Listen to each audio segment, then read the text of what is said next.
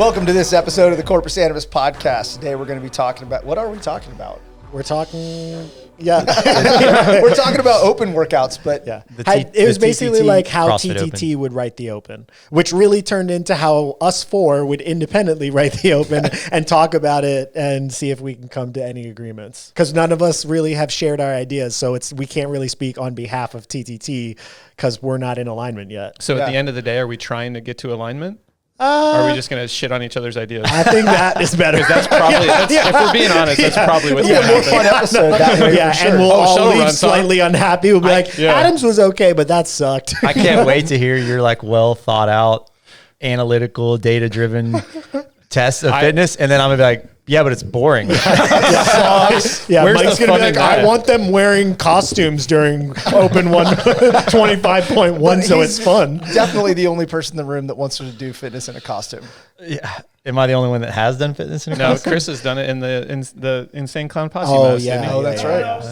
That's what I Slipknot said. mask, yeah. Yeah, the What same year same was thing. that? He didn't even do the workout though. He did like Didn't he? Was it a row? yeah, what did it he was do? like supposed to be a 2K row, and he got like 300 meters in and threw up and took the mask off. He's still the only one I've ever seen get no repped on a row. God bless him. All right, the Yeah. Open. Yeah. Yeah, anyway. All right, Yeah, whatever you do. Open workouts. Who's starting? Well, you two wrote. Yeah, I think I put You put based the on most- talking to everyone, I the think I most put the thought. most thought into this. Yeah. So I think you should start. All right. Well, actually, I'll start first before I give my workouts with, okay, well, if somebody gave me the keys to the kingdom and said, hey, you're in the position right now, write the workouts. I was first, we're like, well, okay, well, what would I be trying to do with the test? Because I'm not trying to do what they maybe are doing with the test. I only can come at it from my perspective. So I had these bullet points.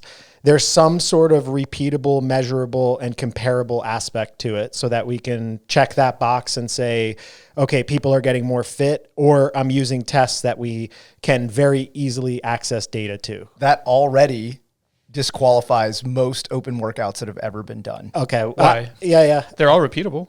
Yeah, that's But true. they're all measurable. But they're not all repeated. And so that is They're not part all of the- repeated, but they're all repeatable. Yeah. Right? And so that was part of what I wanted to do, was get that in there. I wanted to try to satisfy both like the data nerds and the classic CrossFitters, because there's people out here in the CrossFit space that are like, hey, we got like IF3. It's like we got buckets of fitness and we think that we should see measurable improvements in all the buckets. And then people that are like really constantly varied are like, but then it's not CrossFit because it's not varied. So I wanted to come up with some too sort known, of yeah. blend of those two things in my tests. I wanted to create a real emotional challenge experience in week 1, because I feel like if you're trying to get signups, I'm sure like that first week has to be something challenging, cool, piss people off. Like there's got to be some sort of like a hook in how Yeah. Try and workout grab one them is right So away. you start, Engagement, yeah. you start Yeah. week 1 with freestanding handstand push-ups. Yes, exactly. Right off the bat. Balance out movement patterns. So that way, if you look at the tests, you're not like, oh, they're all squatting or they're all pulling. There's some sort of distribution of those things. We more closely touch all 3 of the energy system time domains. So there's something at least reflected in the Open that's short, which I think has been lacking in previous years. Sometimes they have a strength test, but in terms of like an energy system test that's short and powerful, I feel like it's never really been done. Community accessibility, so that it is doable for everyone, but that there's still enough separation and fun for elites at the same time. So it's not like, hey, this is just boring for somebody that's a games athlete to do. That was top of my list. If you're trying to think about the Open, I think accessibility is the biggest thing. I think anybody who programs the Open, that's got to be at the top of their list, because later on in the season is when you can find the most separation from the people who are professionals in the sport. But for the Open itself, you're trying to remove any barriers of entry as possible. Make it, like you said, the spectacle should be week 1. Grab them, make them register, make them excited about it, make them be ready to like willing and throw down with it. Free pizza after it. Yeah. Free pizza. Yeah. Ooh, I like that. Leave room for more advanced movements to come in the next stages. Because I feel like one of the things that I've kind of had a beef with is like, well, if you do all these tests in week 1 of the Open, and then it's also in quarterfinals, which is now dead, and then semifinals, and then the games, you've kind of like if you're supposed to test broad and varied fitness, but you did 4 of the same things throughout the season, you're not really like testing a lot. So I wanted it to build on itself. And then very tight and simple floor plans. Yeah. I have a question about the previous one. So if you, so are you programming your open where it itself, the 3 tests or 4 tests or however many you included, is a holistic test of fitness? Or are you looking at the whole season as the holistic test of fitness, and this is just the first layer of that? I don't know if I properly answered that question when I took these notes, but I think the way that I would look at it in its current format, I would look at it like it's well-rounded enough to be a sorting process for the next stage, but not independently a good enough test of fitness. I think if you were going to include these tests as your overarching body of tests in the season, then the points from the open have to carry over into the next stages somehow. And I don't think like it would be like, okay, well, if you get to the games, your score in the open is workout 1. And then I think I would look at it as a broad and inclusive test. But I was thinking of it more as like a sort filter. Yeah, 'cause that's a common complaint of people, that they're like, well, the open wasn't a complete test of fitness. Now, granted, good luck trying to do that with 3 tests. Yeah. But that's a really common complaint. And it's never been clear to me, does HQ program, the open as it's supposed to be a standalone fitness, holistic fitness test of fitness, or is it just part of the story? I've always thought it's just part of the whole story, but I think there's a lot of ambiguity. Well, there's a lot of things that have been said about what it's supposed to do, but then when you really evaluate it, you're like, well, either you're just saying that or you're not effectively doing that. Like if it's going to be tested and you have to look at the testing body over the course of the whole year, which has been stated in the past, if you go back and look at the whole year, it should test all of the things that are in your definition of fitness. And there shouldn't be repeat movements and all of that. There commonly is. Yeah. At like polarized ends of the whole season. Which is kind of the point that I had about like balancing the data nerds versus the classic CrossFit-y thing. I think if you get it too structured, you lose a lot of the fun that it brings for a lot of people that like that variation. So I think,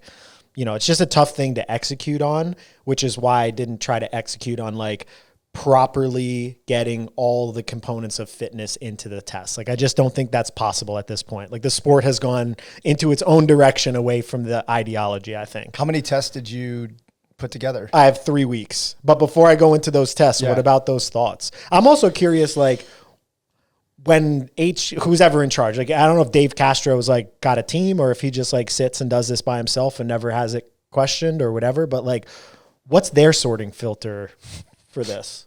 I have no idea. Yeah, I mean, it's just a guess from this point. It's a guess on what they've done in the past and what it seems like they're trying to prioritize. Yeah. I mean, I think it changes too from year to year, right? Like I feel like what the open was originally, how it was programmed and designed was more as like a spectacle and less about inclusivity. Meaning the opening workouts, weeks of workouts, having really high skills and massive bottlenecks. And then I feel like I've seen a pattern over the last few years of like the first workout, very accessible, the second workout, a little more complex, the third having big separators, or like this kind of price of admission progression style workout where you have to kind of earn the right to get to these movements, which is, I think, intelligent when you're looking at trying to create separation later. But early on, I don't think you saw that. Week 1, you saw a 12 or 9 minute AMRAP of overhead squats and chest bar pull-ups just straight through. You're not going to get people signing up for that now. I think they're over it. Yeah. Anything on here or any added points that if you guys were doing it that you would add? Or I mean, I'm late to the party on it because Mike didn't have time to think about it. I have so many questions. I'm like, like, what's the end goal? Is it about like hosting a huge fitness party in the beginning and just getting a lot of people to do this one test? Or is it ultimately like to find a winner, we have these stages down the line? So I just like would have to have more context on it. That's why I think I asked that question, Max, is like, okay, did you approach this as if it were a filter to figure out who should move on to the next stage? Or is this meant to be a holistic test of fitness? Because that will really impact my evaluation of your workouts as you. Yeah. I mean, a filter, but also I was thinking about it like from a business, like, okay, well, if they built this thing from 2007 up until 2025 now, and the open's been since 2011. So this is like year 14 or whatever of the open. You can't just like overhaul and think of it like, oh, now we're going to create a perfect test of fitness. You got to kind of also operate in the confines of what they already were doing. So I was thinking of it also like, okay, we're serving the affiliates. We're trying to engage other communities into the fitness test with, for example, the workout number 1, trying to create ways to get into other markets that might make sense to get them to try something like the Open. So is the first workout a High Rocks? No, it's not. It's not. Yeah. I mean, I had another point on that. I think going back to the element of you have the rigidity and structuredness that makes sense to create intelligent design, but then the audience and the culture somehow clings to and appreciates the engagement when you do things that kind of don't make sense sometimes. As an example, wall walks in the Open that year, and then at the games, the first workout was, did you do your homework? We're doing wall walks again. And everyone was like, that's so stupid. We've already tested this. But like something about that element of his choice of doing that in the design created this kind of like, oh, it's like a slap in the face, but I'm like, I love it in a sense. I don't like it, but like, I love it, but I don't like it. If you're watching this and you liked that and you loved it, please let us know below. I think really people curious. liked the fact that they saw that as like a F you, I don't care kind of move. This is like, you know, like that. This is unknown in a sense, or this is random and chaotic. So that hooks some people, you know. I don't know if it did more good or bad in that sense, but like that's crazy to me that's an element of creating a test of fitness, you know. Well, it creates like controversy, which then creates media, which then creates like interest from the community where people like being thrown off. But I think that component of it is dying a little bit. I think people I think we got fed up with it. That was definitely not a hook for me. It was more of like it was like a commentary to what they think about feedback. That's it's like, true. oh, feedback? No. F you. You didn't like this part of it? More okay, of we're it. going to give you Here's 8 more now. of it. We're going to double down on it. We have 14 workouts at the games and they're all wall walks. I mean, I think you didn't like 15 minutes of shuttle runs. All right, well, here's 50 in a row. Guys, I have PTSD from that. We can't talk Kyle's about done that. a lot of shuttle runs in his life. Sorry, I know you were about to go into the workout. No. I want to know what Adam's filter was when he thought about his. You said my list or the one on my list. It was close right? to it. The notes that I wrote down before, the priorities are accessibility, ease of setup and judging inside of an affiliate, make sure there's a mix of modalities and time domains to capture an adequate definition of fitness. But my adequate definition of fitness there is a filter, knowing that it's the first stage in the season. Like you win the Open, it doesn't really matter too much to me, just knowing that you're in the top percentage, whoever it is that's going to end up moving on in your division. A good enough filter to get top 1%, basically. Yeah. The other thing that even though there's 3 workouts here, I have 4 scores. Same. I think that it's important to at least have that many data points to make sure that there's not just one outlier there that can ruin somebody's season or really like just skew the scores a little bit more. I also wrote assumptions for future qualification stages in terms of saving more complex gymnastics, saving some of the heavier barbell cycling, and then saving more of the more complicated setups, like more of the weird floor plans and the things that go into it. I mean, that's pretty much like it's pretty very close similar. to it. Yeah, what was the first year quarterfinals? The GHD rope climb? No, I don't remember. There was it was pistols. Yeah, pistols. And GHDs 180. And we were like, how are we going to do this? Oh, we'll run one at a time. Yeah. And it took us 2 days to get everybody through one workout. Ugh. So I have one more question before you guys go into your workouts. Did when you were working on yours, and same to you, did you consider the fact that often the people who do well in the Open are not the same people who do well in the next stage, and try to write your tests so that you could get the person who wins your set of tests to also be the same person who wins the next set and the next set? Yeah, I mean, I thought about it as being just rounded. Okay. So that there was, I mean, I'm sure that since you only have 4 scores, there could be cases where somebody was like, oh, these 4 just lined up really well for them. But then when you go to the next one, their weaknesses came out and pulled them down. But I thought it was well-rounded enough and a combination of enough different things and different movement patterns and different loading parameters that it would filter well enough that this should be reflective of general, like the actual general fitness of the group. Yeah. Okay. I just tried to make sure that I wasn't favoring a certain kind of athlete or a certain kind of body type, which I think that we often see inside of the Open style workouts. Like we often see somebody who can go fast with little bottlenecks and just be able to do that all day long. If you look at the data, so you talking about data nerds, I've read a lot of it. the Open always favors a shorter, smaller athlete. Yeah. Like by far favors a shorter, smaller athlete. So did you take that into consideration when you were going through it, or just try to create a balance? I just tried to create a balance set okay. because I mean, honestly, I think that whatever set of tests that you write, if there's change from year to year, they're going to favor something over something else. I So think it's just a matter of where it ends up being. I think that trying to minimize the amount of bias that's built in there is something that they should take into account, knowing that it is a filter for the first stage of the season. For sure. I put and I maybe have more emotional tie to it because even when I was competing, I was still like way on the big side of being an athlete. And it kind of sucks if you're like well-rounded and good at a lot of things that would come out later and you just get smashed by class members in a workout because you're 80 pounds heavier and it's very heavily one thing. So I did actively, especially in week 1, pick a testing structure that balanced body weights just with a thought process. That's cool. We're going to end up having the same thing. It's going to be very weird. I don't think so when I do my first one. Yeah. All right, you do your first workout. Yeah. No, Max, you laid out yours Chris first. Chris is going to like my week 1. I'll say that. He's going to like my week 1 too. Oh There's my no God. way. Y'all both did 12.1. Oh my God. All right, so my first workout starts with 7-minute max rep burpees, rest 1 minute, 500-meter row for time. So All right, we're a little different. Yeah, so here's my thought process. First of all, CTP has wanted that workout to be repeated forever. And I like it, and I like the single movement, like mental challenges. I think burpees can be done by every fitness community, influencer, whatever, super simple. It mixes small person, big person. If 2 scores went up on the leaderboard, sometimes if week 1 is just like a really light workout, it populates and like everybody is freaking out, where this gives you 2 scores immediately with a little bit of distribution between big and small. We get the small, short energy system mixed in there. I love watching people's grit of being messed up and having to express max power. I've done that at work in settings before, and it comes out good.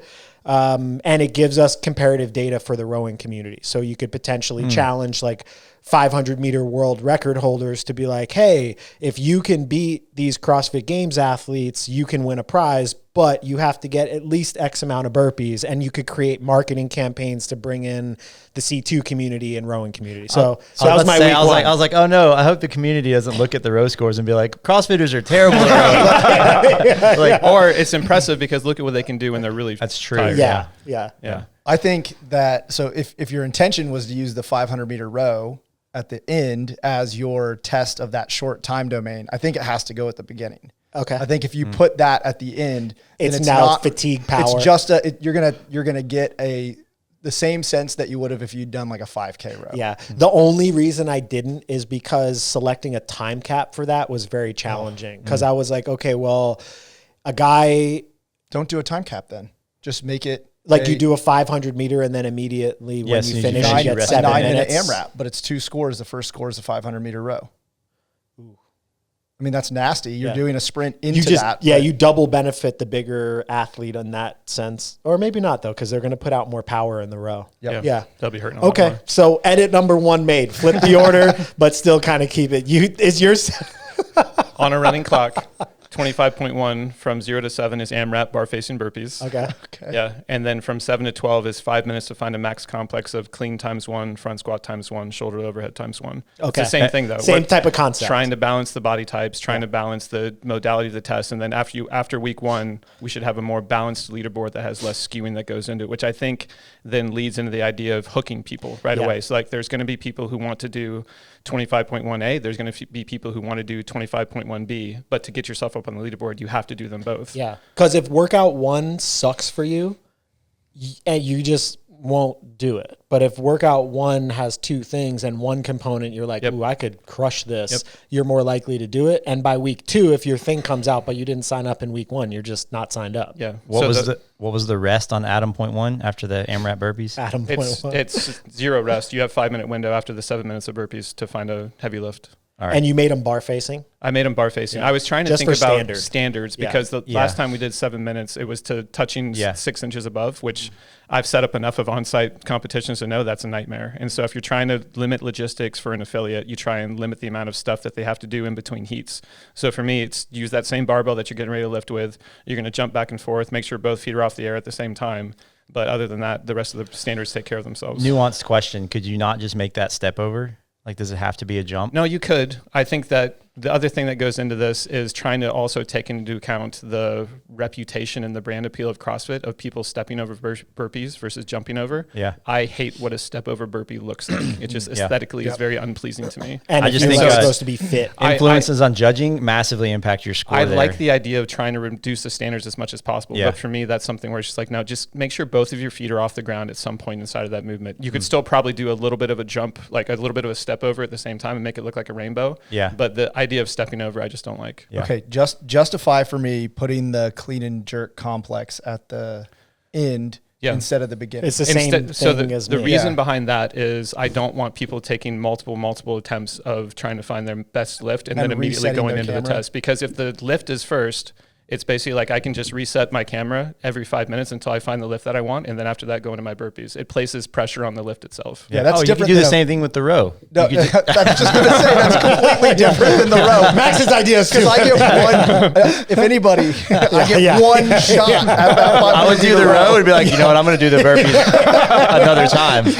Yeah, Kyle only recommended that because he knows he would be dead, and lose his ability. For I would I would do 1000% okay do that at too. both of those tests. Yeah, in both orders. You would, Yeah. you would be messed up, but you would do well. I would really hate the order I Which one suggested. would you score better? I would score better in the burpees into the row than I would the row into the burpees, Yeah, knowing that I yeah, had yeah, to yeah, absolutely hammer the 500 meter Yeah. row and try and row like a 119 or a 118. I don't even know if I would be alive. Yeah. Mike, do you think end you of could the get test. more than one burpee if you did? I 10 don't know, minutes man. later, Mike is off the ground. There was a time when I did a 1K time trial at a camp that you were hosting a long time ago in Memphis. And Oh, I remember that. You eventually were like, Mike, I have to start the camp. Like, Not only that, but you were like moaning in that you were Yeah. two rooms over, and I hear Mike sounds like a dying pterodactyl. yeah. I mean, we just, what qualifier was it? French Throwdown had the 1K row into the 5 rounds of burpee box jump. It's a very similar setup. 1K row directly into 5 rounds burpee box jump over and thruster. And I liked that because it wasn't just a test of how powerful you are in the rower, but you had to know yourself as an athlete on how much you actually have to dial back to be able to function in the Metcon afterwards. So that to me is just kind of the fun element of the sport. That kind of goes beyond like data testing and like putting it in these specific buckets. That's just such a weird mixed element of like that's not tested anywhere else in any other fitness sport. Yeah, and it definitely. I mean, That, it hooks to me, certain what I'm saying is people. that creates engagement. Like that's fun to me in a sense of it's very unique and you don't see that anywhere else. Word. What up? Chris. Consensus on which one y'all are picking. Oh, Well, I don't think we could do that until you see all three because he has like weightlifting in his, and I have barbell I cycling pick and mine. others. yeah. Fine, I'll pick Adams. I would pick No, we can't do that. for getting participation. I would pick Adam point or Max point 1. For what? For the row burpee. Really? Yeah. I think you would would get more people signed up to do that than you would if there was a clean and jerk complex. Especially the non-real opening level. CrossFitters Yeah. because they don't know how to weightlift. Yeah, but there's- maybe I mean, not. everybody's allowed to be wrong. It's okay. Yeah, that's fine. I accept it. Whoa, you didn't. I didn't say which one I thought was more fun. Yeah, we know that. You don't need to answer that. I know which one's more fun too. Yeah. No one wants to do that. All right, Max Did point you 2. have Max point 2? Okay. So this was a take on a workout that was in the open prior, but I made a little change for floor plan setup. So it's 4-time 21-15-9 deadlift, 9-6-3 wall walk, which was previously handstand push-up, and then moving immediately into 21-15-9, 315 or 205 pound heavier deadlift, handstand push-ups. So I have pulling and upper body pressing gymnastics in here. We've kind of already touched the monostructural. I thought that this also does a kind of a job of balancing out size profiles. You got the heavy lifting plus the gymnastics, maybe because it's upper body pressing gymnastics, big people get hurt a little bit more, but it is what it is. And I allowed kipping handstand push-ups in this, so that way, as you move farther down the competition, you have the option to go strict or freestanding or handstand walk. And so I regressed the gymnastics skills there. I thought then this allows for week 1 to kind of be like the simple class fitness people could do well in both concepts. And this next one comes out and it's like, all right, we've now bumped up where now you got to show that you're proficient and strong and able to do gymnastics. And if you're not, wall walks is accessible even for the lesser talented people. Would you say that handstand walks is a level too complex for the open in your mind? I was thinking of the 25-foot lane, not being there. Just so it's more logistics than the skill. Yeah. If I did use handstand walk, I think this format would be good to have it at the end because then it sorts like the fitness. But I was like, hey, we've run stuff inside the affiliate, and having 25-foot lanes is just such a pain on the affiliates. Whereas when you get to the semifinals, now you're going from having 50 to 100 people that you got to manage through a workout to much less in the affiliate. So it takes the pressure off by removing it. Yeah, I like that. I have Challenges. Yeah. Hold on. I want to hear Adam point two. Adam point two. He can ask about that. Yeah. It's just the choice of the pressing and handstand gymnastics. I feel like that both you and I have had a very lengthy conversation about movement selection for qualifiers. And I think that the wall walk specifically, I think double punishes larger and heavier athletes because first, depending on which standard you use, if you have them measure where their shoulder is. No, the fixed line. You would use the fixed line. Yeah. So that helps it a little bit. That's a little bit better, but still they have to move farther away from the wall. Yeah. They end up moving their center of mass further, both away from the wall and then up the wall. And if they're a heavier athlete, they're moving a much larger load, each direction. With the deadlift, it's the same. Everyone's doing essentially the same amount of work. Maybe it's like a difference of inches and, grip length or arm length and all that, but it's a very minor difference.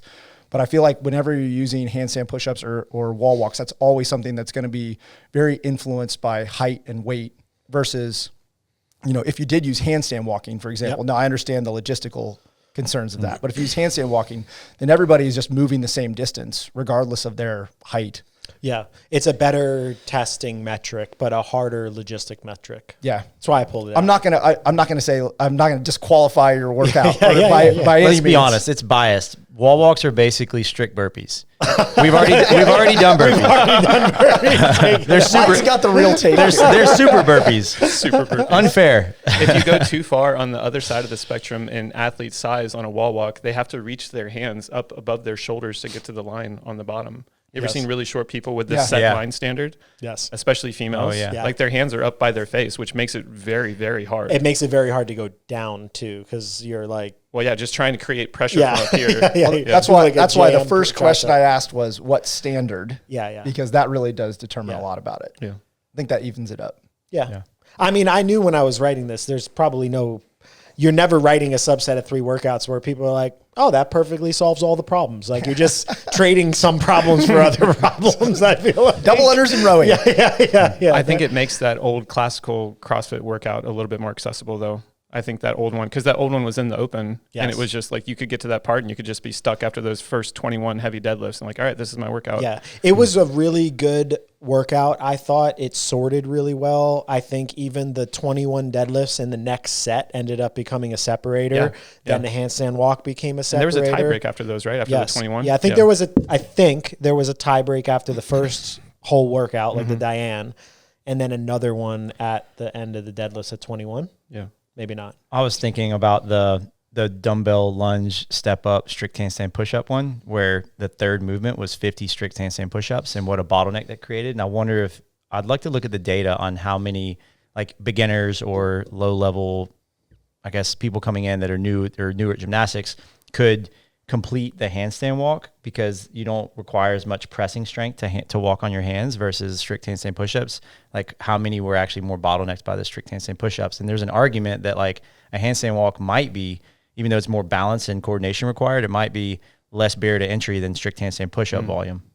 But I had kipping handstand push-ups. Oh yeah. Sorry. And also I'm thinking of the whole affiliate base. Yeah. How many people in the affiliates can do handstand walks? See, I think there's a smaller number of people that can do handstand walks than can do kipping handstand push-ups for sure. Kipping for sure. Yeah. So that's kind of where my closer to strict. That strict Yeah, it's pretty combination is close, probably a little bit probably. closer. Yeah. I actually have never looked at that, but when that was actually the first thing I was like, well, if it's accessibility, I don't think you want strict handstand push-ups in there because, you know, there's a huge portion of very fit people that just can't do any, or they do one and then they get a little out of breath and they're just standing at the wall. Yeah. Whereas I feel like most people could do wall walks, even under fatigue. Yeah. Most people that are doing the open. That's a good upgrade from the original test for sure.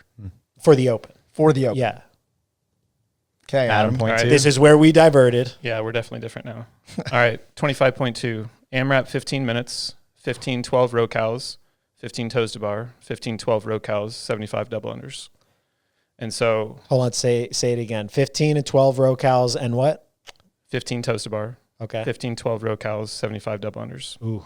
So what I'm trying to do here, go ahead. How many people are gonna be pissed that you changed the row cows for males and females? I mean, I initially kept it the same because my mind doesn't like looking at all 15s and then seeing the 12s there. But then I just know that they do change it. Yeah. But so what I'm trying to do here is I'm trying to still keep an eye towards logistical ease of setup, making sure that everybody can stay in a nice tight lane inside the affiliate.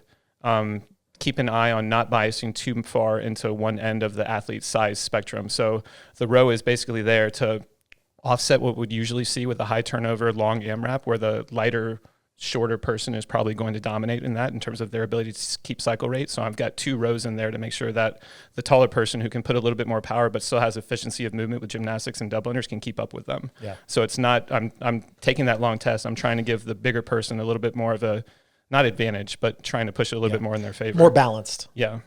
So proficiency under fatigue, toes to bar proficiency, and then just your ability to hold a pace for that long.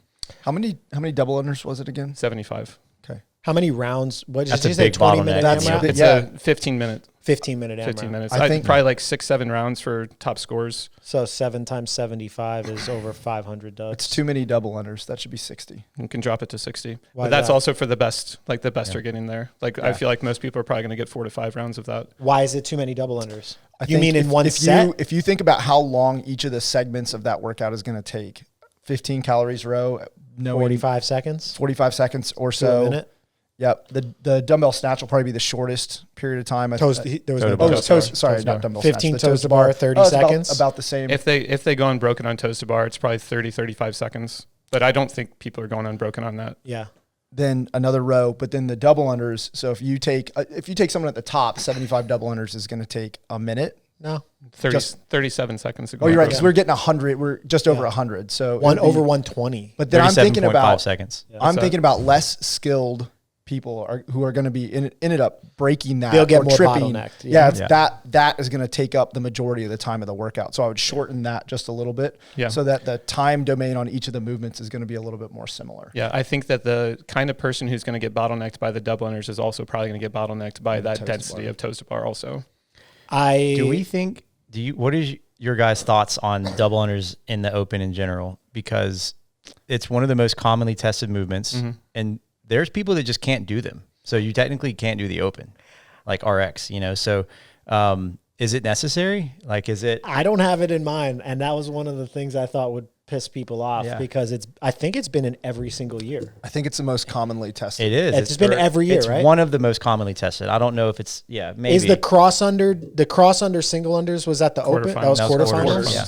I think double unders has come out in every single open. Yeah. Yeah. But like if you went out and you watch double unders in a class throughout the entire day, you're going to see a large majority of people scale it. Yeah. so- And a large majority of people that try to get them, and even after many months of practice, can only do 5 in a row, and they're inconsistent. Yeah. And there's still scaled variations of open workouts, correct? Like there's a scaled division in the open. Yeah. Yeah, I'm not arguing saying it shouldn't be there. I'm just curious your thoughts on it. I mean, just given the precedent in the sport, I believe it's something that if you think that you're going to want to compete and participate in the Open, it's something that you should be working on. Are they a good test of fitness? Not of CrossFit's definition of fitness, just of fitness in general. I think so. I They think make me it's tired. different They than make me like tired too. I'm not gonna argue with that. it requires a strength of bounding, repetition, but the coordination aspect of fitness I think is important, where it's like you have to learn this skill, and that is a part of fitness in a sense, other than all the other movements are so strength, capacity, endurance based.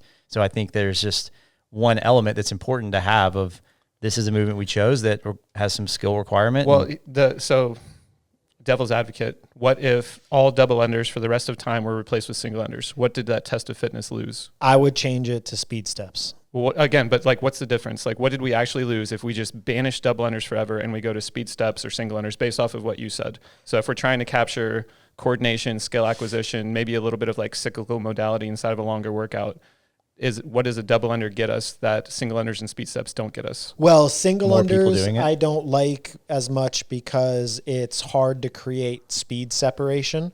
And also from like a look perspective, if you've watched people like go ham trying to do real fast singles, it doesn't really look that athletic. So we'd have videos of our top people doing fast singles, where speed steps, you can kind of move fast. I mean, you can start to look really weird where you're hunched over and like bent all the way. You've seen those kids that do Yes, speed yes, steps all the time. Yeah, they get really But low. they look like that when they do dubs too. I would Yeah. look like that if I was in the Open. Yeah. But like I just come back to the idea that if you had an athlete that was capable of crushing all the other aspects of all the other tests that you guys have put together, but they lack the skill of double under, does that really disqualify them as being fit? Yeah. I don't If know. we're creating a test of fitness, does it, because they lack the coordination or practice, or just they haven't put in the time, but they've put in the time elsewhere? Does I that watched mean they're a lot not of people fit? put in the But time that and just happens all can't the- get it. I mean, all right, so this is going to come down to what we're going to talk about what is fitness and the definition of fitness, but we won't do that right now. But yeah, that's a Future future episode. episode. I would argue that their competitive fitness, their ability to express it in a competition setting is lacking. But that could be true of if I said, okay, Because what ends up happening there is you have a bottleneck of your ability to be able to express the fitness that you have. And so if it's limited by a skill, by a strength, by a modality, by a piece of equipment, then you are lacking in that aspect. I bring that up because I've heard people make the same argument about swimming, that swimming shouldn't be involved in a test of fitness. You can call it pool swimming, whatever you want to call it, but I think it's the same thing. Like if you're going to disqualify one thing like double unders and say, all right, well, that shouldn't be tested, then do you take all other things that are tests of fitness that are skill That are hard to learn? and that are hard Yeah. to learn and remove them? well, I think people just need to accept that almost anybody, even the fittest people in the world, are only good at things they do regularly. If you're just taking somebody really athletic and you're saying, hey, we're going to teach you a new skill, their first time, if you compare it to somebody who's actually good at it, sucks. Their first time relative to somebody who's just uncoordinated and sucky is great, but nobody is just good. I don't think. Very few people are like just really good at things that they don't practice. So, yeah, actually, Adam is pretty good. Adam's pretty at good at stuff stuff. naturally. Yeah, I forgot why I was getting called out there. You're like, what? Yeah. Anytime I play a new game or learn a new skill, I'm like, man, Adam would be really good at this. Yeah, right away. Yeah. But I think that's like the double under thing is just like, yeah, people who aren't good at double unders don't have a fitness skill, but they probably also suck at throwing a shot put or throwing a baseball really accurately towards something Or a Ninja Warrior course. Yeah, or climbing.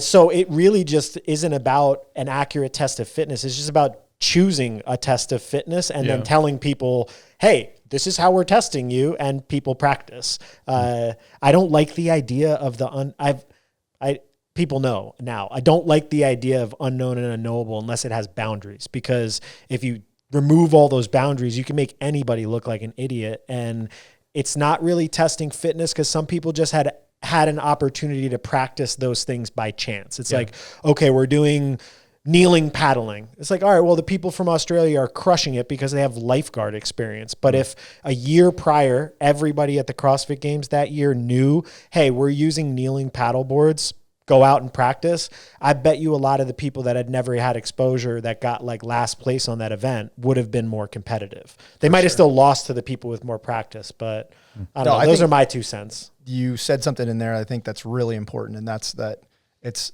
unknown and unknowable with boundaries. Yeah. And what you guys did when we started is you set your boundaries for that it was accessible. So I would suggest that instead of double unders, we put in shuttles, but you said that your filter included accessibility for the affiliates. And I think that and lane setup and all of that stuff. Yeah. The constraints of writing a competition, and I've learned this over time, criticizing and challenging how the sport is done, the constraints of your environment dictate a lot of how you do things. And the environment includes, well, how do people feel about the tests? Because you could probably create a really good test of fitness that was like super boring. It's 10 different tests. One's a weightlifting meet. And then the whole community is like, this sucks. I don't want to participate. And it's like, well, that's a constraint that changes the test. So anyways. Adam point 2. 15-minute AMRAP. So we have double unders or no? we have double unders. Yes. Double unders is in Adam's and not mine. I'm keeping it. Yeah. All right. Max point 3. All right. Retest. Oh. This is one of my least favorite workouts of all time in CrossFit. And I'll never forget being absolutely crushed with some sort of a virus, resting my head on the plates and having Brandy go, it's okay, Max, you can do it. Keep going. And in my head, I was like, I hate CrossFit. I hate this test. But I love you, Brandy. Yeah, but thank you for the encouragement. 33, 27, 21, 15, 9, thrusters, 95, 65, chest to bar pull-ups. Classic CrossFit, a retest so we get some data. We had already done the pulling and upper body pressing, so this gives you squatting and pulling. So you got your MGW across all 3 tests. And I think this test specifically had major separation between like weekend warriors and elites. Just the volume number of chest to bars was so high that it started to create that separation. So that was my test number 3 and rounds out my 4 tests. If any test says classic CrossFit, that's there it. it is. Yeah. Yeah. It's why? It's kind of eerie. Why? That's it? It's kind of eerie. No, it's not. That's not it, but it's kind of it. For time, 21, 15, 9, 15, 21 thrusters at 95, 65 chest to bar pull-ups. There we go. Very similar. So the reason that I didn't go pure descending was because I feel like one of the things that we need to do more often in the open is reward the pacer a little bit more. And so by having a rep scheme that then goes back up like a inverted pyramid in a way, I feel like would be an interesting twist on a couplet that they love to use year by year. Yeah. It also, if you're good, like if you're bottlenecked by chest to bars or thrusters, for example, and you only got a set of 9 to do, there's only so much separation you can do. But if it's a set of 21 when you're wrecked, that 21 chest to bars could take it 2 literally, minutes difference. That last round could be the difference in the whole thing. Like somebody could be winning by 30 or 45 seconds and get to that and blow up. And so I think it adds a little bit of excitement to get there. All right. I'm the only reason I would not want to choose yours though is because I wanted some repeatability, and you already made me change the burpees standard, and I already had to change. And so each one of these was supposed to have some sort of repeat-ish component as I was doing it. Originally, I set out to do all retests, but then when I actually started looking at it, I was like, I can't really check all my boxes and use all retests. So I just ended up manipulating them. You guys both have 2 single modality scores. Is that right? You have a 500 meter row plus burpee. I have burpee and clean and jerk. You have a burpee and a clean and jerk. Yeah. A clean and jerk and a row. Was that a judge? Yeah. You can't judge until you put your workouts out here. True. No, you can, but I'm going to wait for yours and then go into the comments and be like, this sucks. So what are you suggesting that one of those single modality tests needs to have another movement in it so it doesn't reward I'm going to say a this. specialist? I think I'd be more concerned with the clean and jerk complex as a single modality test in a leaderboard as big as the open. So we all know that in the open, what you get are you get the guys that are super strong who are basically, they like dilute the leaderboard essentially and make it so that someone who, if it wasn't a single modality test and it was like a ladder, like burpee, we've seen a bunch of these. I think it was like 13.1 was a snatch burpee ladder. We've seen the clean and jerk. Was it clean and jerk burpee or? Anyway, clean and jerk, pistol, box jump, and box that was jump. it. Plenty of fatigue-based lifting ladders. And what those do is I think they get people who are better at CrossFit, people that you want at your next stage through, But if you do it as a single modality test, then, and granted yours is under fatigue, so it's at the end of the burpee test. So There's maybe take this with a grain of salt. But unless you have a requirement for amount of burpees, a lot of You could people do one just burpee sandbag it. and then they dilute the hell out of the leaderboard. The other thing that I would do, I think that's a legit concern in general. The other thing that I would do for the open leaderboard is make sure that you have to submit all 4 scores. You can't just pick one and then go, because it starts to at least address that problem of people diluting the leaderboard, especially if you want a single modality test. You have to expect that you're going to get specialists in there, which is good. I think like what you were saying earlier is you kind of want to grab people from other domains and get them interested, but you don't want them to have so much impact and influence on the leaderboard when they do that. You want them in for the whole thing, not just for the aspect that they like. Yeah, you need that too for just sorting accuracy. Yep. It's just really annoying if you have, 50,000 extra scores in week 1 that are gone in week 3, but all of the points are still continued from those people. I like the idea of a ladder. Here's a little bit of pushback. The little bit of pushback is the jumps on the ladder, I feel like lose the ability for somebody who might be a class member who immediately is cut out after the first barbell. Yeah. They don't have an ability to have an intermediate jump, which might be close to a PR for them. With 5 minutes to find a 1RM, they can flirt with that number a little bit more accurately and find something that's appropriate self-regulated. for them. Yeah, it affects the accessibility of the workout to some degree, but also like you had said, they do have the scaled options, and so you can do the scaled ladder version of it. But then you're doing it week 1. I think when the time domain, the time cap or the window to find that lift is much shorter, it definitely balances it out more. Like when you have a workout that has a long time window to lift and you have time to recover, it skews it big time. But like when the window is really short, was it the thruster pull up progressive ladder that went into the hang clean and jerk complex that year? Like that was really tough. There was also the workout. And like my numbers for what we expected for what top end would be relative to your 1RM on a complex like that was like way lower. Yeah. And like 18.1 and 1A or 2 and 2A. There was the max clean. Yeah, it was like 10 to 1 front squat burpee and then into a max clean, but it was just a set 12-minute clock. So if you were real slow on the workout, then you only had so much time to lift. And if you were fast, you had a lot more time. That type of structure could help with that too. Yeah.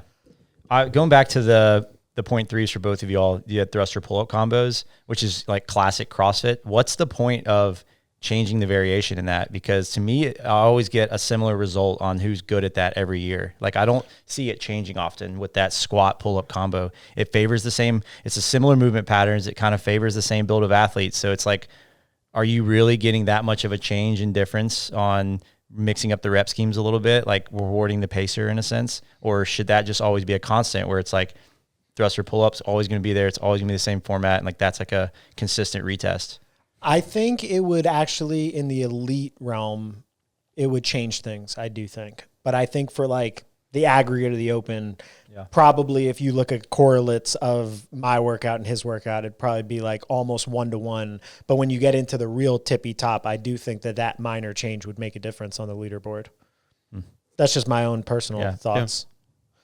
Like Frazier, when he was competing, he's winning either. He was always winning it. Yeah, you know, yeah, like by it's a lot. like, all right, there's 63 reps versus 54 versus 82. Like he's winning it every time. It's just Anyway, what was was it a point or a challenge or just a question about? I think just a challenge, or I guess a question on thoughts on that, because I feel like when you have consistent pairs used like that repeatedly year after year, should there be more variety in it or ways to create different separation in it? Like now that you see the bar muscle ups or the increasing weight ladder in that sense. Yeah. Go ahead. The only thought that I had when I was thinking about that rep scheme was when I watched that in practice, not even just in the open, but like at in-person competitions, that race is pretty much over by the time you get to the last 3 rounds. And like everybody's going to know who wins. Like everybody's going to full send the 9.63 at the end of that, or like 15.9 at the end of that. And the race is over. I think it almost brings an element of something could still happen. Shit could still hit the fan like this. So that's what I was thinking with the adjustment. Yeah.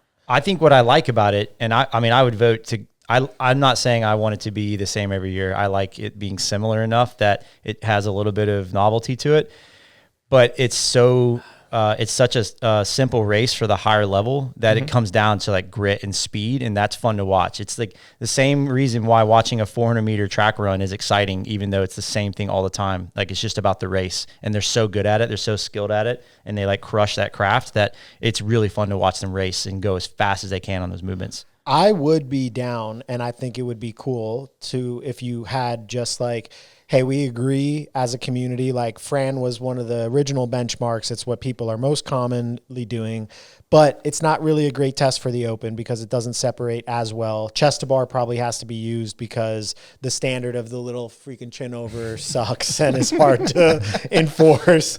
Yeah. But I would be okay with it just being like, you pick a format, whether it was what I wrote, what he wrote, just a Fran chest to bar variation, and it's just 0.3 every year. It's like the last workout as a retest, so you could see what's happening. It appeals to what you said earlier in terms of making sure that there's something in there that we're using as a metric. Yeah, and I think it would be cool to just, I mean, everyone says they want constant variation all the time, and CrossFit has to have that. But like, if you don't do wall balls, or you don't do thrusters, or you don't do chest to bars in a week of training, in an affiliate or with an individual, the first thing I'm doing is getting messages like, hey, we haven't done this. And I'm like, wait, but what about constant variation? It's like, I think people by words say they want the constant variation, but by actions actually do like to be able to do things more repeatedly. Want all 24 common movements constantly varied all the time. Yes. Which, by the way, is probably not the best training in the world. For that other podcast that we were talking about. Just saying. Yeah.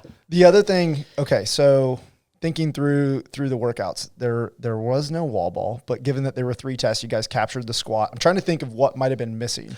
Dude, the one thing that I left out of mine was upper body pressing. I think that between the thrusters and the burpees, I was assuming that I could check that box. I had pulling, I had weightlifting, I had a long body weight test, and then I had something with machines. I think we just need to take your guys' middle week, your week 2, and like put them together somehow, and that then we've got a pretty rounded set of test of fitness. Make it a chipper, and include the wall walks and maybe the handstand push-ups, and include the toes to bar and double unders. My challenge to that though is logistics setup. You know, like a lot of times center mounted rigs don't have wall space, and it just gets. That was like, so my original last test was the open workout that had the light thruster chest to bar into the heavy thruster bar muscle up. And it was for the same reason. I was like, well, the thruster chest to bar, I feel like is just kind of simple. And, you know, it's just like the same type of person does well on it. Whereas this, you know, you could be less good at bar muscle ups, but good at chest to bar pull ups. Maybe somebody gets crushed by the 135 thrusters. There's more separation, but I really wanted to lean into more accessibility for the everyday competitor in the open. And I'm like, I'm okay if I under prescribe things in this stage, because the reality is like, even if you left things out or weren't perfect at that stage, it's good enough of a filter for 1%. Yeah. I think to add to that for your test, I would reverse the order of the reps to make it something that members could build into, as starting with set of 33 and 33 takes a lot of people that are not great at upper body pulling a long time to get through, versus it's like the pattern you've seen of kind of the price of admission, build as you go. So you would do an 9, ascending 15, rep? 21, 27, 33. Or just 3, make it 6, an AMRAP 9. Or make it a 4-time. Yeah. Yeah. Yeah. I mean, one of the open workouts was that. Hold on. Was that workout an AMRAP, or was that one of the no cap crazy ones? Remember one of them had no cap. There's been a bunch. The AMRAP one was that was ascending thruster ladder. burpee, where it was no cap, right? It was Yeah, I think so. Yeah. I remember that was another one of those things that like created an emotional reaction in the open that I think you're going to finish this regardless. So, and I think people got it, who's ever doing it. I feel like that was part of the earlier days of Castro creating a hook of the community, was those little like, you know, digs, challenges, throwing twists in. The one thing I was thinking for my last test was I wanted the cap to be pretty aggressive.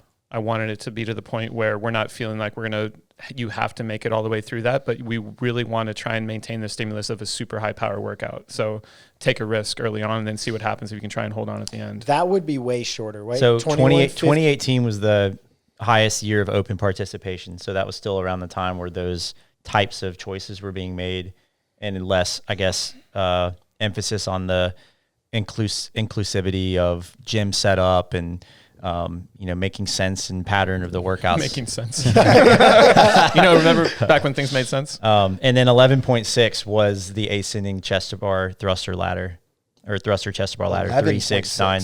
11.6 Wow. the first, Six first year of the 2011 regional or open was a very, very Open. 6 humbling. weeks long, dude. Yeah, that was Yeah. a humbling competition for me. You think that they could have done that in 4 weeks and still got the same results out of that? Yes. You know what I did for that workout? I did it at a Globo gym on the pull-up bars that are Nice. handles like this with a string taped across. I did my chest to bars like You were that. doing string to chest Yeah. pull-ups? Yeah. Chest to string? Chest to string. This is why your bicep is so My weak. future wife judged You were me. Yeah. hooked like this for all those pull-ups. Yeah. Yeah. right. The burpees to the touch, that thing, the first time I did it, we strung a rope across the gym to do it to, and we tightened it down. But the problem was every time you touched the rope, we did it so we could do a line of like 10 or 12 people at a time. And then but everybody people touched missing. the rope, it would start moving. And then you were getting like vertigo trying to look for the rope because the rope was doing this. And you're like, I can't. I stopped after like 4 minutes and I was like, I'm going to do this again Yeah. in a On a different bar. way. So I watched a lot of people put gymnastics mats across because That's you had a smart. flat surface and you just had to touch it so you couldn't miss. That's a good Instead of idea. it That way you being don't have to a pick your head up singular and plane. look. Yeah. Yeah. I was Makes such a difference. Oh, yeah. Yeah. I was working out with Joe at his cabin and we were doing I was doing burpees to touch. And I went down and I went up and I went like this and I whiffed. And I was like, well, whatever. I'm just working out. Like I'm not no repping myself right now. So went back down to the floor and went up again and I missed. And I was like, man, my aim is really bad. And then I looked up and I was like, oh, I'm just not jumping high enough. I felt so unathletic. It was like this high off the ground. And I was I so missed that gassed burpee that I was standard. just missing. It was a good one. know? That one and the 1 foot touch burpee from the LCQ. Oh, yeah, on the wall. Dude, Oh. I'm going to say it. I'm putting this Yeah. out there and maybe it's going to show up this year. That is the hardest burpee standard It's nasty. that I've ever. Yeah. Yeah. A high Ever reach trained. jump on a burpee is really hard. Yes. Yes. Yeah. I would definitely like my 7 minutes of burpees to be No, that you know what I standard. want? I want a fixed height target. No. Oh, man. Touch the like male the 6 touch- foot You mean like a people. wall? 10 Yeah, foot, you got to yeah, touch yeah. a Girls 10 touch a foot 9 foot. target. Yeah. Oh, we got a question from the crowd. Yeah, Chris. Now that we've had the time to see how nice it is to not do 5 weeks, we know the logistical reasons of not liking 5 weeks. Would we like it to be 5 weeks again? Hell no. I would never. Wait, do we need to repeat your question? Chris asked the question of now that we have moved away from the 5 week open, would we ever consider going back to the 5 week open? And I think everybody who everybody who implements the open inside of a gym with multiple people would say that's not a good idea. Also, back in the day, the open was like the center point of the community and there weren't really a lot of qualifiers. Now there's WFP qualifiers, Fittest of the Coast, Wadapalooza, Rogue. There's literally qualifiers going on all the time. So it would just It went from it not mattering this year to actually now it matters a lot again. the open. For competitors, high level competitors, because all the semis or sanctionals, whatever, have Only barrier in of the entry. US though. Yeah, like you have to do it, and they base your qualification off of how you do in the open. No way. Yeah. Oh, is that confirmed? I thought some of them had their own qualifiers. They So, do. For most of the US events, you have to qualify through the open. Like they're taking some portion of the people from the open. For obviously French Throwdown, that's not the case for NorCal had its own qualifier. right? NorCal had its Wildland. own. Rebel Renegade has its own. Far East has its own. Torian's going through the open, but they're adding a 4th week at the end of it. Yep. Of their own. Who did that in the past? Lowland? There was a European one that did that as well. Or maybe it was French. It might have been German. Throwdown. Italian has their own Yeah, I can't It's remember. just one workout that they add at the end of it. for Torian. Yeah. Yeah, Or I think- no, I think sorry, they're they gonna do the used 3 in their weeks of the live open and then event. add They a 4th used of it. their own. The Huh. open I wonder workout. they're going to like watch the tests and then be like, Yeah. oh, this wasn't tested. I would so we're assume gonna that add this. they have that information. Yeah. If that's the case, that is kind of sucky because there's training camps writing workouts for semifinals that then definitely have the workouts. Well, there's training camps writing workouts for semifinals that have their own athletes competing in that in that semifinal. semifinal. yeah. So there's, that's a conversation for another day, I guess. But a Going conversation back I think to needs the- to be had. Yeah. Who's Yeah. going to have it though?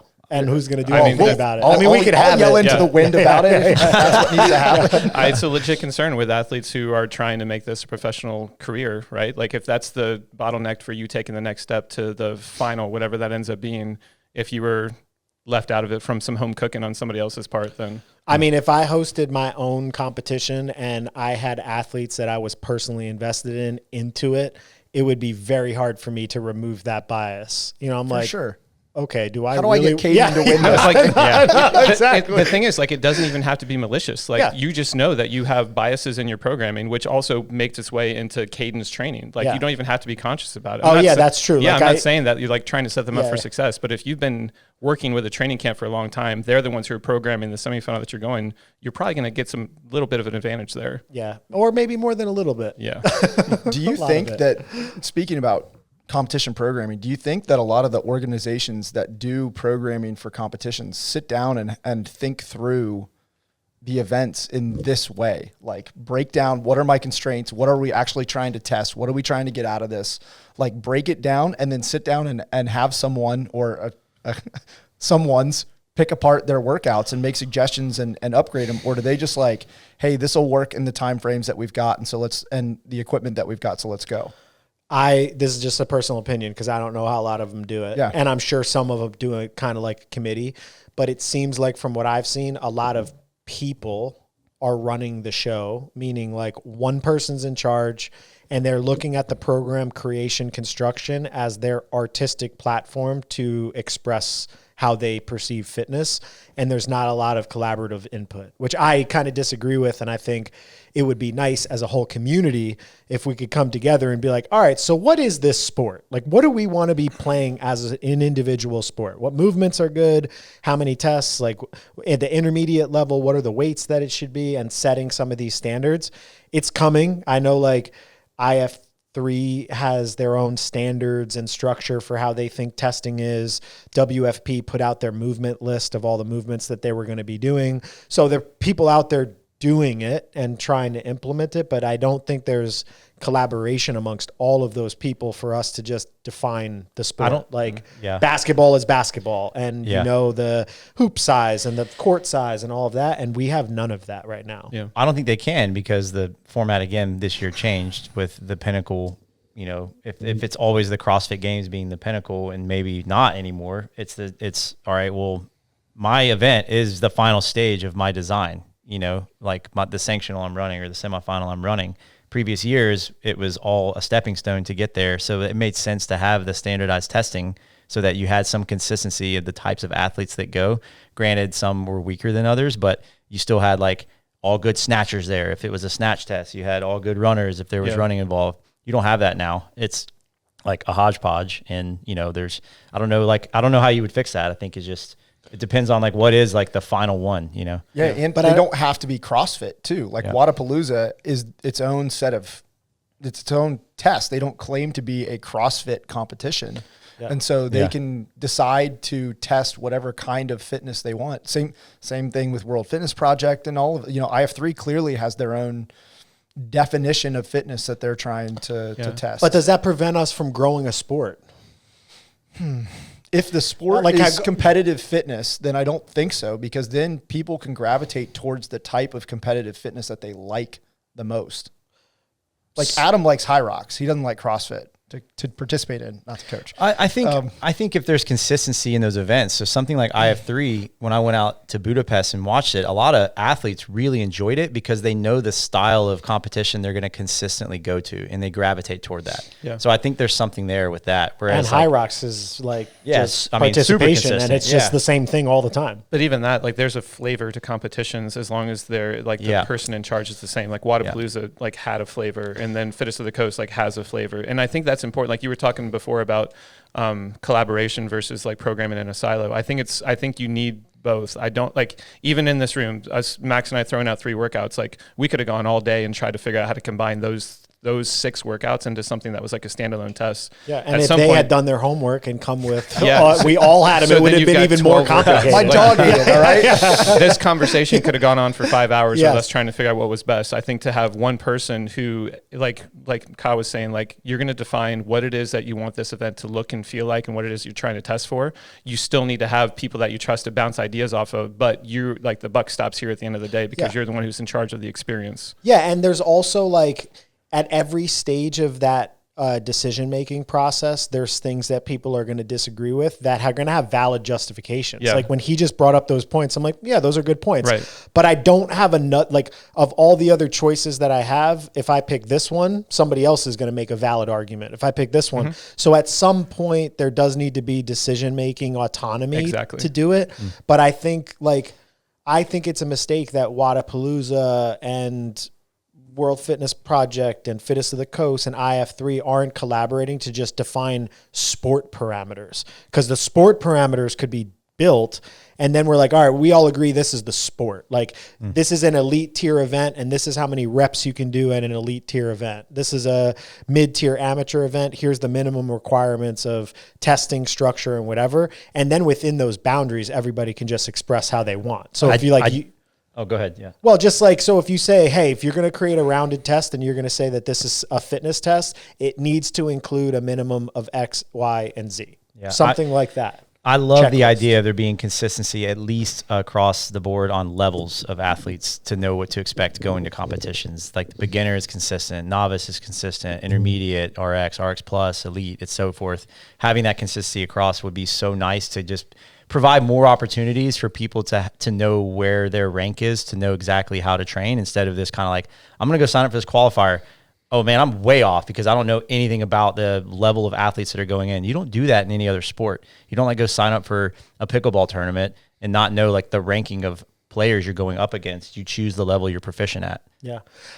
I'd actually just had this thought. How many people have done high rocks globally? Like one race? I don't know. More or less than 400,000 people? I'll find out. More, right? Hundreds of thousands of millions. I maybe. mean, I know there were like, I think 20 to 40,000. I want to say it was like one 600,000 last year. Okay, so and how long's High Rocks been around? 2-3 years? No, much longer than that. Really? Yeah. What? JP here did it in 2018 in New York. 2018? Yeah. Yeah. Has it He been said around they were- since he the said it was CrossFit? like That in might a- have been the first year, though. He said it was in a hotel and he was pushing his sled on. It was like ripping up the carpet. Okay, there were 175,000 people who participated in a High Rocks in 2023 alone. I want to say it was like 500,000 or 600,000 last year. Okay. My point is there's a lot of people in the space that really protect this concept of it being randomized and it being unknown and unknowable. But if you really look at the results of participation, there's actually not a lot of people that really like that and want to do that, because triathlon, freaking repeatable, high rocks, repeatable, Every other weightlifting, sport. Freaking repeatable. and those participation levels are way higher. So the argument against creating structure, I don't fully understand. Like, I get we don't want every time that you show up to a CrossFit event it to be the same workouts, but I don't really understand why you would fight against the idea of having a structure. I'll argue on behalf of an event organizer. It prevents me from running an event the way I want to run an event. It prevents me from putting my name on something and making myself stand out as unique, because right now they're not incentivized to be a part of something bigger. Their only incentive is to try and make people think, I want to go to Wadapalooza. I want to go to Fittest of the Coast. I want to go to French Throwdown. And so they have to make themselves stand out in order to get the athletes to want to come there. Yeah, you don't make yourself stand out by saying, hey, let's all look and feel the same, right? Because right now the event organizers, they're not incentivized to follow that format. You know, It's a good argument. we could move towards a world where the CrossFit season is the like unknown and unknowable season, and then there's a separate season that you can participate in that's a more known and knowable, kind of like IF3 or something like that. Yeah, Chris. Yeah, Chris was just giving Chris you the is nod on of it. approval. Yeah. I like it. Yeah, I mean, one of the I things. feel like once you solve a known and knowable sport, then CrossFit can actually be viewed as like super cool. Like, oh, that's the one I go. That's the genre I music I listen to when I want that. Yeah, I thought that could be a good if you made a cohesive system of the sport, some sort of governing body about how the sport was done.